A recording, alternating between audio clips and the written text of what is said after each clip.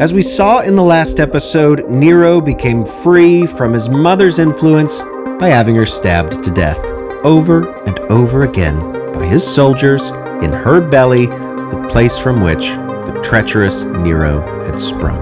And now Nero was 19 years old, without any parents, and in sole command of the Roman Empire. For the Roman senator Tacitus, Agrippina's death was the beginning of the end. After murdering his own mother, Tacitus says of Nero, quote, "He approached the capital with pride as victor over a servile people and gave his thanks, and then let himself loose on all the forms of depravity, which though were repressed with difficulty, respect for his mother, such as it was, had managed to check." That's the Senator Tacitus in his annals. Agrippina's death was the beginning of the slow, painful downfall of Nero's reign, and that is our topic on this episode of the Pax Romana Podcast.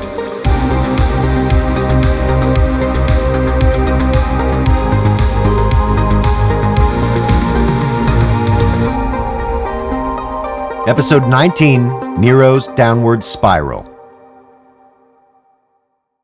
For all of Agrippina's faults, her faults as a mother, quite frankly, her moral faults as well, her hovering presence over Nero, even if Nero hated it, had a moderating effect on the young emperor.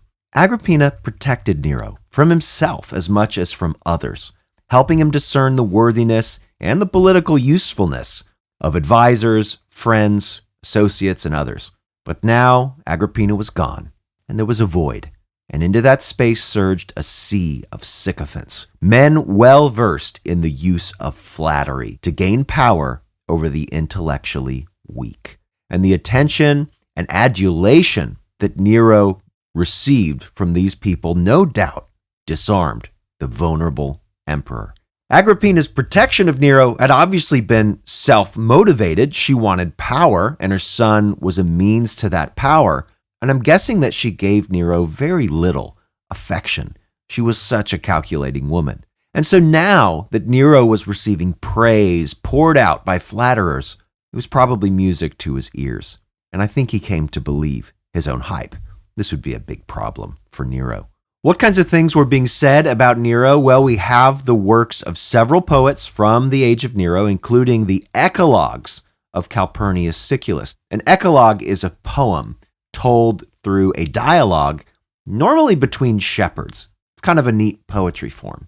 So the first of Siculus's eclogues mentions Nero, says things like this, that he was, quote, a god who rules the nations, or that his reign was one in which, quote, the golden age springs to a second birth amid untroubled peace.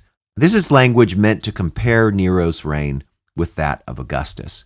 But either this poem was written in that more peaceful period when Agrippina was still alive, or it's just an outright lie, because in the years that followed Agrippina's death, Nero's regime began a tumultuous downward spiral.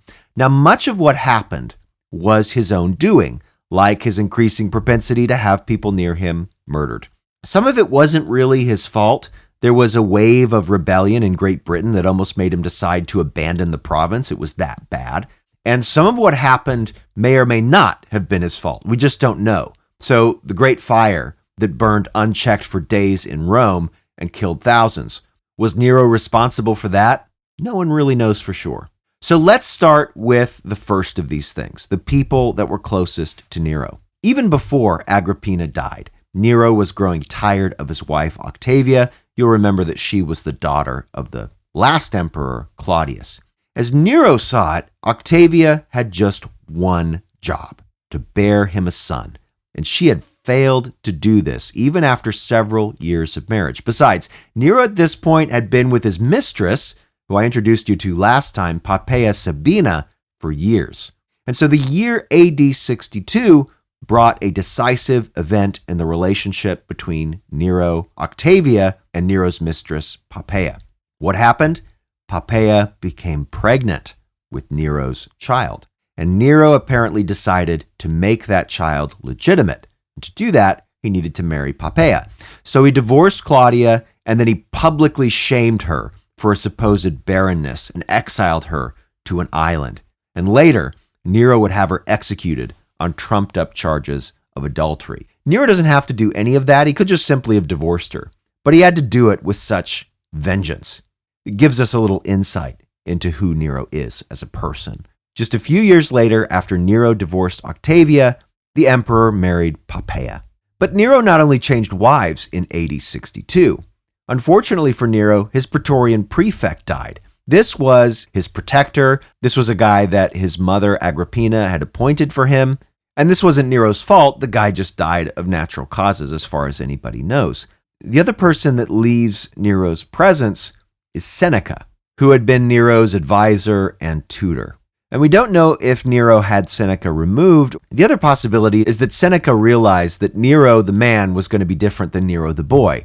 And this golden age that the Senate had hoped for was really not going to come.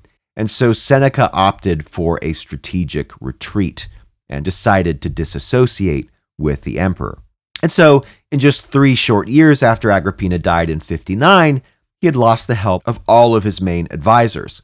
Agrippina, of course, was one of them, but then Seneca and his prefect, and then also his wife, too, was out of the picture. There's also a string of murders that begins in AD 62, and most of these people are distant relatives of Nero or are in some way connected to the family of Augustus. Presumably, these were potential rivals to Nero. Nero was getting increasingly nervous, which was causing him to become increasingly murderous.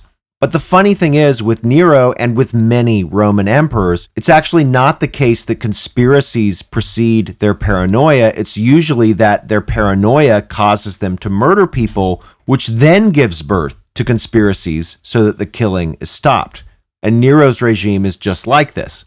The conspiracies that would later crop up against Nero are in no small part a product of the emperor's own paranoid behavior. So things were changing pretty rapidly for Nero. They were also changing outside of Rome as well. In Great Britain, there was a huge revolt that took the soldiers that were garrisoned there completely by surprise. In the decades since the invasion of Great Britain that occurred under Claudius, much of the island still, especially in the north, was unconquered. Southern Britain, however, had become a patchwork of Roman soldier camps, veteran colonies, and settlements of allied British clans and tribes. It was mostly pacified at this point, but one of those tribes lost their king when he died of natural causes.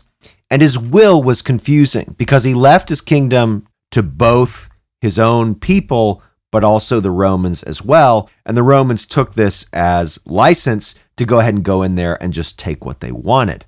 And so when the Romans were confiscating this land, the now dead king's wife, Boudica, was beaten nearly to death, and their 2 daughters were raped. And these were allies. These were British allies of the Romans. If this was the civilization that the Romans had brought to the island, then many British tribes wanted no part of it. They would rather have their ancestral freedoms than live in a, quote, civilized society. So the Queen Boudica rallied her people to vengeance, and she gathered more than just her own people. She formed a coalition of Britons, more than 100,000 of them, and led them on a warpath through Roman-friendly cities and military garrisons in the southeast of Britain. They obliterated the 9th Roman Legion at the veteran colony of Camalodunum. This would be the modern-day city of Colchester in the southwest of England.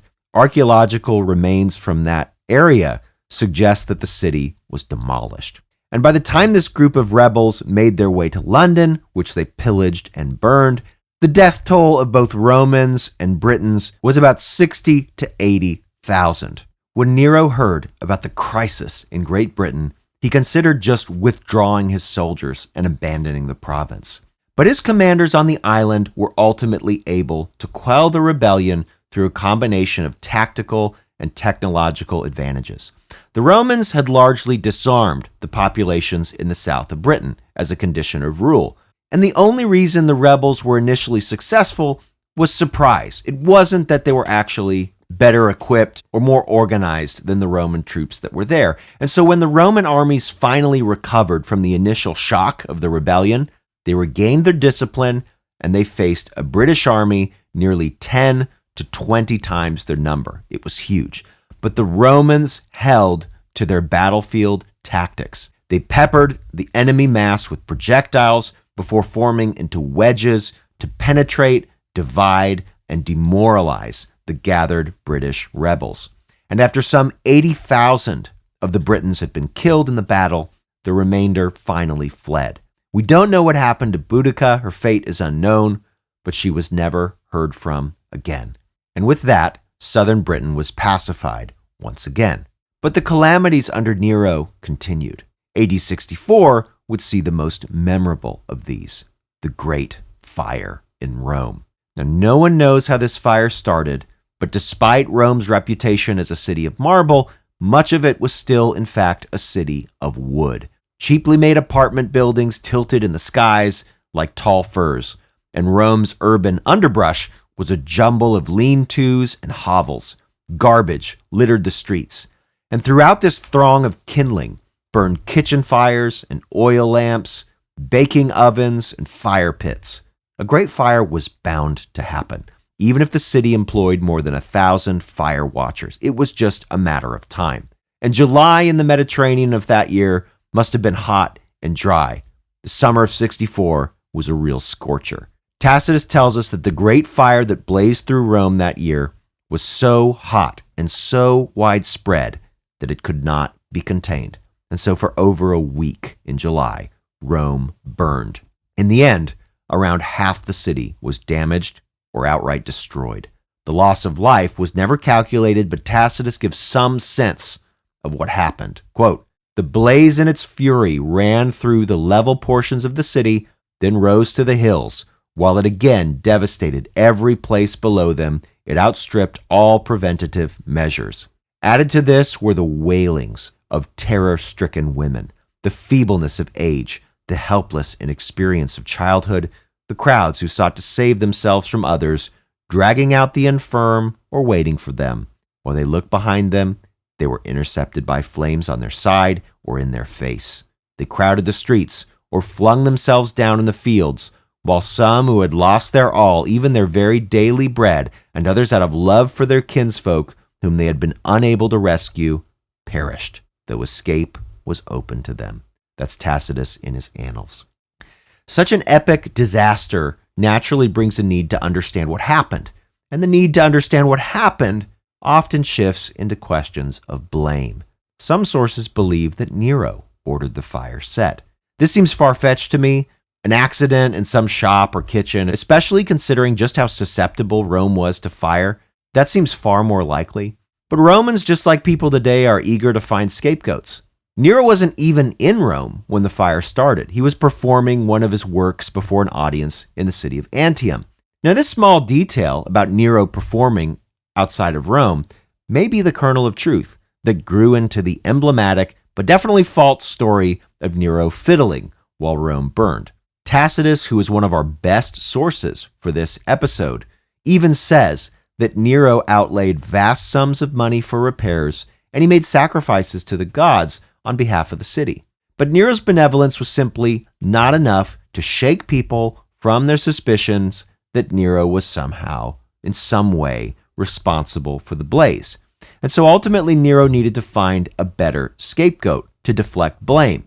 And whether what happened next was his idea or someone else's, history would remember what happens next as the first chapter of a dark and depressing story of death and persecution. And I'll just let Tacitus do the talking about what happened next. Quote, "Nero fastened the guilt and inflicted the most exquisite tortures on a class hated for their abominations, called Christians by the populace. Christus, for whom the name had its origin, suffered the extreme penalty during the reign of Tiberius at the hands of one of our procurators, Pontius Pilate. An arrest was first made of all who pled guilty, then upon their information, an immense multitude was convicted, not so much of the crime of firing the city, as of hatred against mankind. Mockery of every sort was added to their deaths. Covered with the skins of beasts, they were torn by dogs and perished, or were nailed to crosses, or were doomed to the flames and burned to serve as a nightly illumination when daylight had expired. Nero offered his gardens for the spectacle and was exhibiting a show in the circus. Even for criminals who deserved extreme and exemplary punishment, there arose a feeling of compassion. That's Tacitus in his Annals. Tacitus's account of what Nero did to the Christians is fascinating for a few reasons. First, it's one of the earliest non-Christian accounts of Christians. Christians were a small minority even when Tacitus wrote in the 1st century AD, less than 1/100th of the population of the empire. And Tacitus corroborates some of the history recorded in the New Testament. For example, that Jesus even existed and that he was crucified under the Judean governor Pontius Pilate. Tacitus is an independent source for those things. But for our story, we also see in this account the cruelty of Nero and the persecution that likely earned him his legacy in the church of being an antichrist. The tortures he devised for Christians, crucifixions, death by beast, live burnings, these even disgusted Tacitus. You should note that Tacitus shares common Roman prejudices against Christians. He calls them criminals who deserved extreme punishment. And yet, his point is that Nero debased himself by passing blame in this way. Nero wanted to seem both pious and just. He wanted to offer a living sacrifice to the gods and at the same time punish those who supposedly had brought destruction onto the city because of their strange religious practices. But this degree of savagery was interpreted as proof of Nero's debauched character. It wasn't really justice, and that's the point that Tacitus is making. But another reason that Nero seemed responsible for the fire and continued to be blamed even after he blamed the Christians is because of what he did next. Nero claimed much of the ruined real estate as his own and began construction on a mammoth golden palace that, had it been finished, would have rightly earned a place as the 8th wonder of the ancient world. It featured colonnades, fountains, gardens full of exotic animals, man-made lakes, and a colossal statue of Nero himself, nude of course, burnished in gold. These things and more were planned for Nero's golden palace. But a house of such splendor and size would never be completed, and much of it would later be destroyed, an apt emblem of the regime in general. The downward spiral of Nero reaches its conclusion on the next episode of the Pax Romana Podcast. Thanks for listening to the Pax Romana Podcast. For more information, including a list of primary sources and further reading, check the show notes. Music by Red Productions and Exocor. Follow Dr. Colin Elliott on X at ProfCPE or email colin@paxromanapodcast.com. Listen to more episodes on Spotify, Apple Podcasts, or just about anywhere podcasts are available.